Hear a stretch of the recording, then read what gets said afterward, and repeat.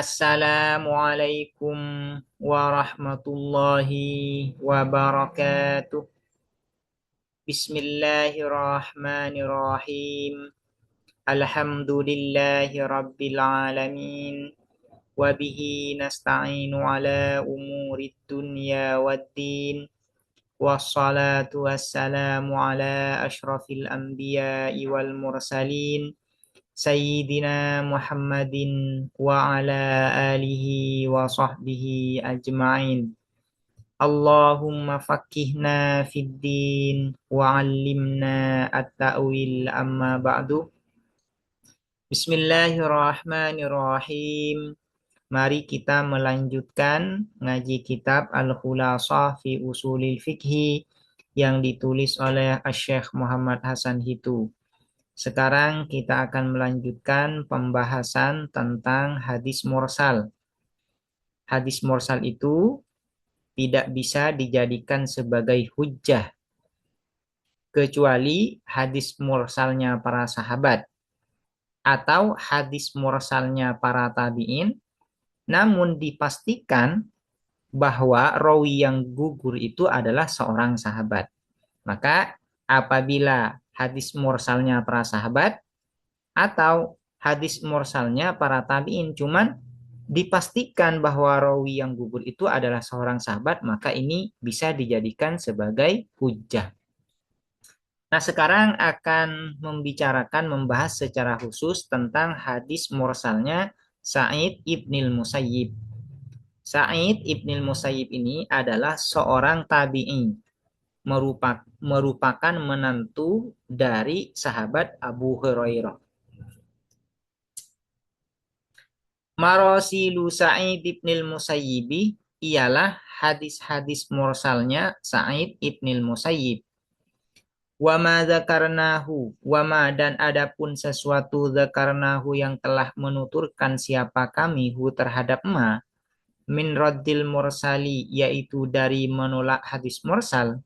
Innama hanya saja huwa adapun ma fi marasili ghairi Sa'id ibnil Musayyibi ialah di dalam hadis-hadis mursal selain Sa'id ibnil Musayyib. Wa amma marasilu Sa'idin, dan adapun hadis-hadis mursalnya Sa'id ibnil Musayyib, fa innaha maka ialah sesungguhnya apa marasilu Sa'id hujjatun ialah hujjah yurajjahu biha yang diunggulkan biha apa dengan marasilu Sa'id ya. Biha apa dengan marasilu Sa'id. Hadis mursalnya Sa'id ibnil Musayyib ini bisa dijadikan sebagai hujjah. Dan ketika ada ta'arud, maka yang diunggulkan itu adalah hadis mursalnya Sa'id ibnil Musayyib.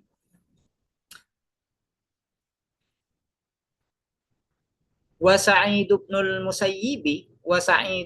Musayyibi dan adapun Sa'id ibnil Musayyib min kibarit tabi'ina ialah sebagian di antara para senior kalangan para tabi'in. Jadi Sa'id ibnil Musayyib ini merupakan senior dari kalangan para tabi'in. Karena ada siapa Sa'id ibnil Musayyib yuskitu ialah menggugurkan siapa Sa'id ibnil Musayyib as-sahabiyya pada sahabat lil ikhtisari untuk meringkas.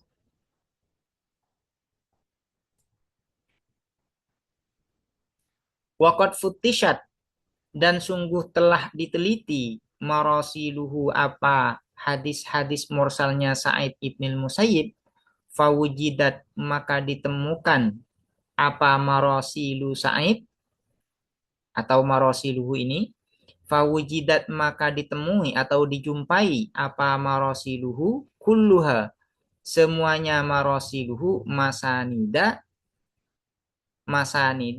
berupa hadis-hadis musnad. Artinya semua rawinya itu jelas, bersambung sanadnya.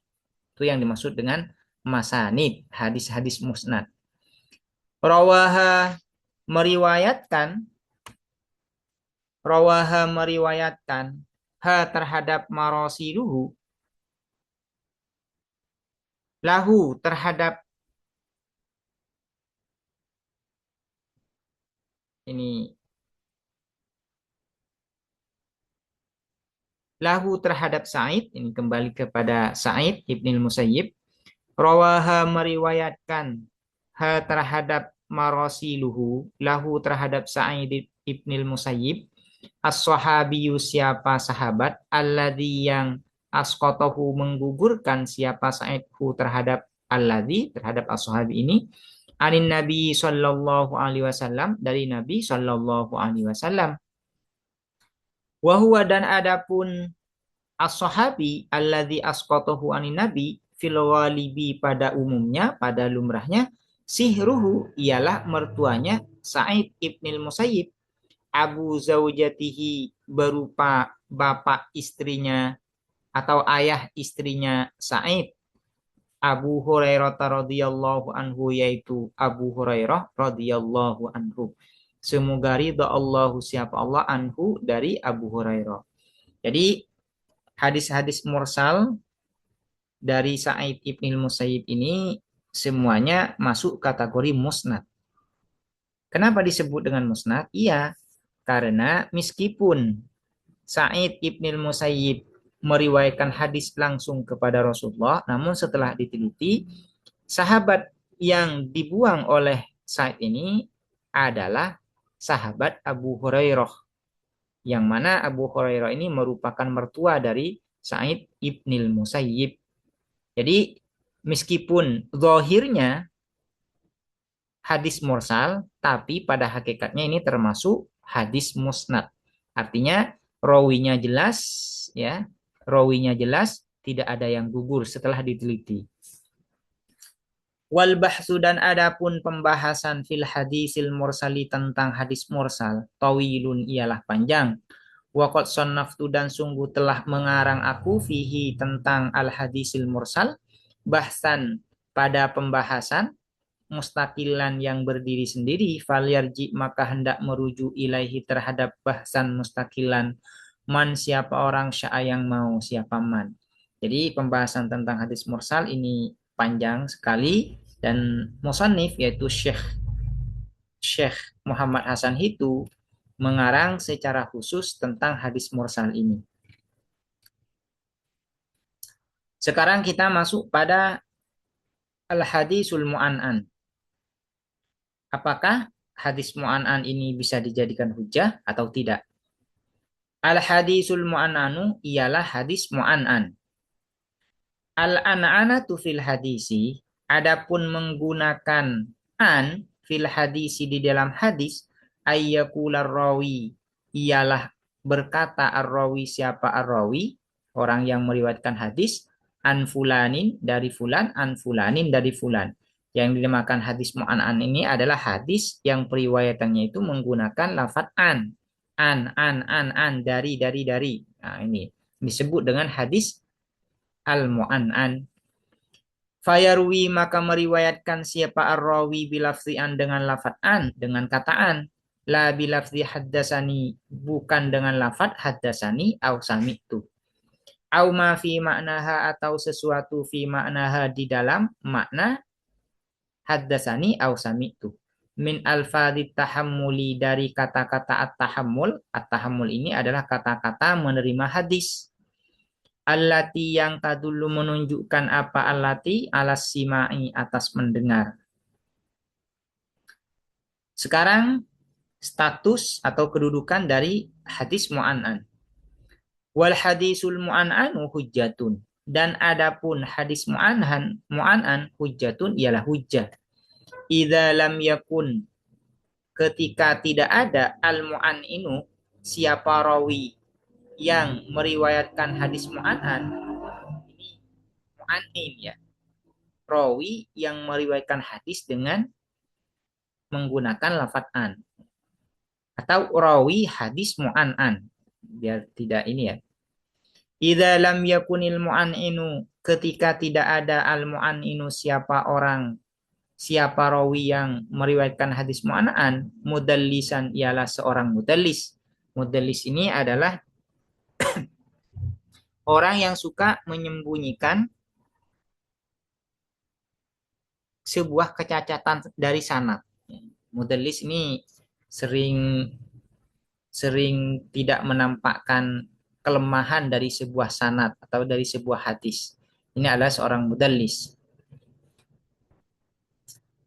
Littisali sanadihi, kenapa hadis mu'an'an ini adalah hujah?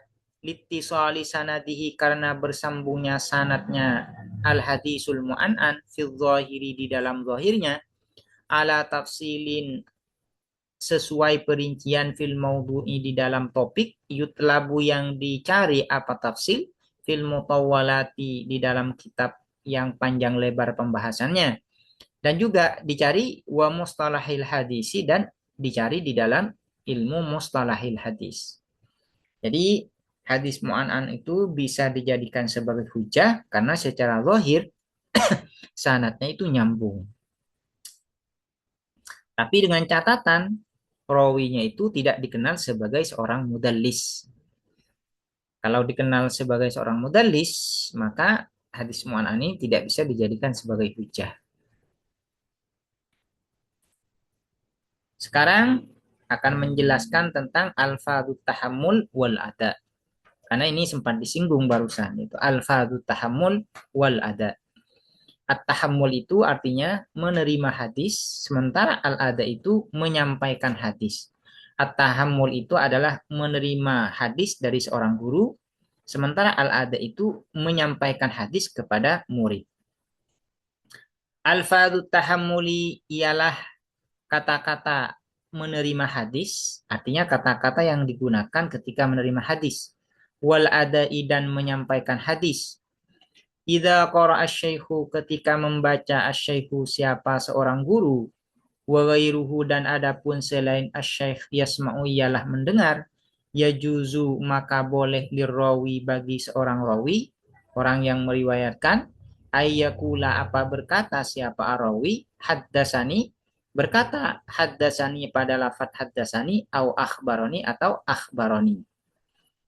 Ini ketika seorang murid ya menerima hadis dari seorang guru dengan cara guru itu membaca dan murid mendengar, maka ketika murid ini meriwayatkan hadis kepada murid yang lain, muridnya nanti, maka boleh nanti berkata dengan haddasani au akhbaroni. Haddasani au akhbaroni. Haddasani ini artinya menceritakan siapa syekh nih kepadaku. Au akhbaroni, atau mengabarkan siapa syekh nih kepadaku. Jadi ketika menerima hadis dari seorang guru dengan cara guru ini membaca dan murid ini mendengar, maka murid itu nanti ketika meriwayatkan boleh mengatakan haddasani atau akhbaroni. Wa in qara'ahu ala syekh, wa in qara'a, dan apabila membaca siapa ghairuhu, huwa ghairuhu, ala syekhi, atas guru, atas seorang guru, fayaqulu maka berkata siapa ghairuhu, akhbaroni pada akhbaroni, wala yaqulu, dan tidak berkata siapa ghairuhu haddasani pada haddasani, li'annahu, karena sesungguhnya siapa ghairuhu lam yuhaddishu ialah tidak, ini ya, li'annahu, karena sesungguhnya siapa asyikh lam yuhaddisu ialah tidak menceritakan siapa asyikhu terhadap ghairuhu. Ketika ada seorang murid membaca ya, sementara guru mendengar. Nah, sementara guru mendengar, maka nanti murid ini ketika menyampaikan harus mengatakan akhbaroni, tidak boleh mengatakan haddasani. Jadi itu ya. Ini at-tahammul. Jadi tahammulnya itu dengan cara murid membaca dan guru mendengar. Maka nanti murid ini ketika menyampaikan kepada muridnya, maka harus mengatakan akhbaroni. Tidak boleh mengatakan haddasani. Kenapa? Li'anna syekh lam yuhaddishu. Karena ketika menerima ya atau ketika mengaji kepada seorang guru, gurunya itu hanya mendengar saja, tidak menceritakan. Wa minhum, Wa minhum dan ialah sebagian di antara al-muhaddisin man adapun seseorang ajaza yang membolehkan siapa man haddasani pada lafaz haddasani. Ada sebagian ulama hadis yang memperbolehkan untuk menggunakan lafaz haddasani. Jadi ketika seorang murid membaca dan guru mendengar, maka murid itu nanti ya boleh mengatakan haddasani ketika meriwayatkan hadis. Ini menurut sebagian ulama hadis. Qala al-Mahalli, berkata siapa? Al-Imam al-Mahalli. Wa alaihi dan ialah atas jawaz haddasani urfu ahlil hadisi adapun kebiasaan ahli hadis. Li'annal qasda karena sesungguhnya apa tujuan al-i'lamu ialah memberitahukan diriwayati dengan periwayatan anisyaihi dari seorang guru, anisyaihi dari seorang guru. Ini adalah dalil kebolehan mengatakan haddasani. Kenapa? Karena tujuannya itu adalah al-i'lam untuk memberitahukan bahwasanya pernah meriwayatkan dari seorang syekh. Jadi mengatakan haddasani boleh.